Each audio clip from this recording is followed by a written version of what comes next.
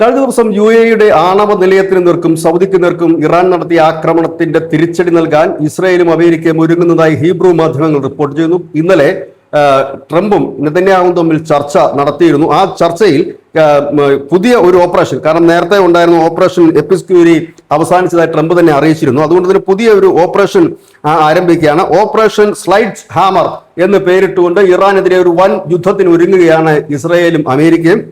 അതിനുള്ള നീക്കങ്ങളാണ് ഇപ്പോൾ നടക്കുന്നത്. ഈ ചർച്ചയ്ക്ക് തൊട്ടു പിന്നാലെ തന്നെ ബെഞ്ചമിൻ നെതന്യാഹു ഉന്നത രാഷ്ട്രീയ തലവന്മാരുടെയും സൈനിക മേധാവികളുടെയും യോഗം വിളിച്ചുകൂട്ടി. ഇതിൽ വിദേശകാര്യമന്ത്രി ഗിഡ്സോൺ സാർ, പ്രതിരോധ മന്ത്രി കാറ്റ്സ് തുടങ്ങിയവർ പങ്കെടുത്തിരുന്നു.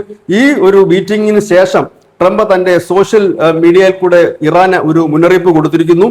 അതായത് ഇനി വൈകില്ല, ഉടനടി ഒരു വലിയ യുദ്ധത്തിന്റെ സൂചനകൾ തന്നെയാണ് ട്രംപ് നൽകിയിരിക്കുന്നത്. ഇതിന് തൊട്ടു പിന്നാലെ US നേവി ഒരു വലിയ കടൽ ക്ഷോഭത്തിന്റെ നടുവിൽ പതറാതെ നിൽക്കുന്ന US നേവിയുടെ ഷിപ്പുകളും അപ്പോൾ തന്നെ അപ്പുറത്തെ സൈഡിൽ ഇറാന്റെ ഒരു പതാകയും ഒക്കെ ഉള്ള ഒരു AI ചിത്രവും കൂടി ട്വീറ്റ് ചെയ്തിട്ടുണ്ട്. അതായത് ഒരു കൊടുങ്കാറ്റായതിനു മുമ്പുള്ള ശാന്തതയാണ് ഇപ്പോഴെന്നൊരു സൂചനയാണ് അതിന് ക്യാപ്ഷനായി നൽകിയിട്ടുള്ളത്. ഏതായാലും പുതിയൊരു യുദ്ധം, അതിനവർ പേരിട്ടിരിക്കുന്നു ഓപ്പറേഷൻ സ്ലൈഡ് ഹാമർ എന്ന് പേരിട്ടുകൊണ്ട് ഇറാനെതിരെ വലിയ ആക്രമണത്തിന് ട്രംപും നെതന്യാഹുവും ഒരുങ്ങുന്നു. News desk, news India Malayalam.